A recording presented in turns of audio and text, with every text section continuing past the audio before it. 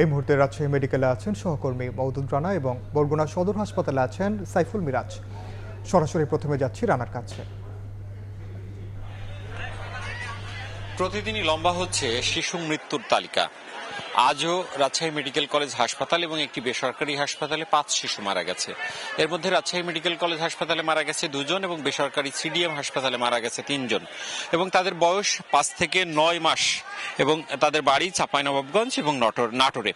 এবং এই নিয়ে রাজশাহী মেডিকেল কলেজ হাসপাতালে মারা গেল 40 জন শিশু এবং সিডিএম হাসপাতালে মারা গেল 5 জন শিশু। সব মিলিয়ে রাজশাহীতে হামের উপসর্গ নিয়ে 45 জন শিশু মারা গেল।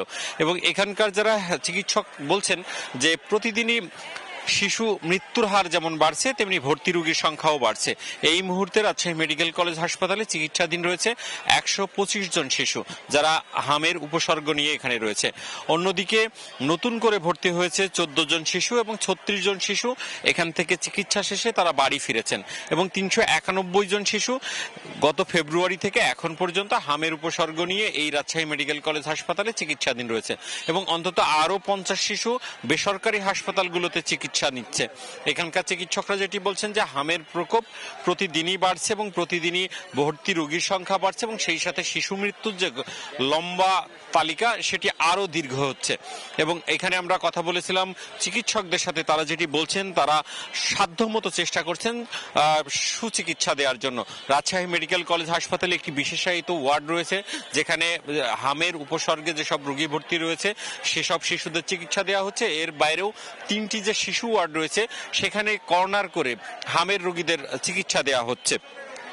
এর বাইরে যে বেসরকারি হাসপাতালগুলো রয়েছে সেখানেও কিন্তু বিশেষায়িত যে শিশু হাসপাতালগুলো রয়েছে সেখানে চিকিৎসা দেওয়া হচ্ছে।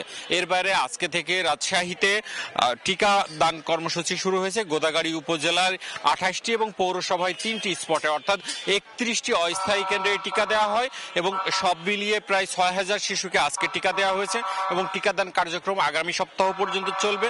প্রত্যেক দিন সকাল 8টা থেকে বিকেল 4টা পর্যন্ত এই কার্যক্রম চলবে। আমরা এই হামের খবর এবং টিকাদানের খবর শুনবো বরগুনা থেকে, সেখানে সহকর্মী সাইফুল মিরাজ যাবেন বিস্তারিত।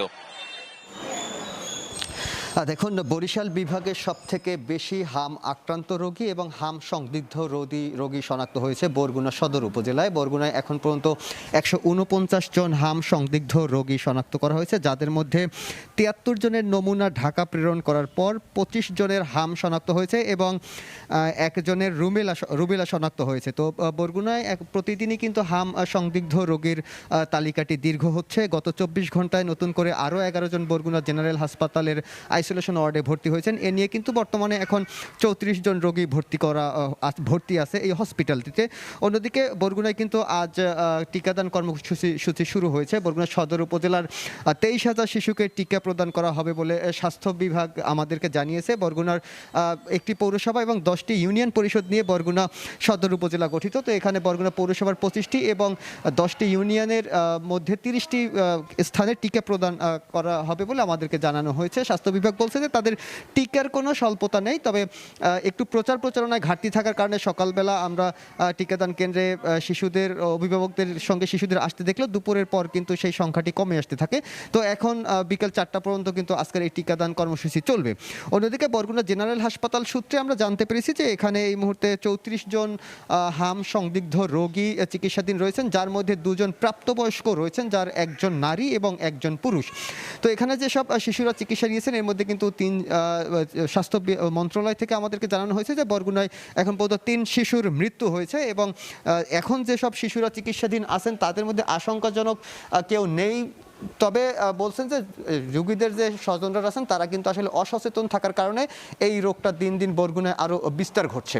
তো এই ছিল বরগুনা থেকে হাম পরিস্থিতির আমার কাছে সবশেষ। সরাসরি যুক্ত ছিলাম রাজশাহী ও বরগুনায়।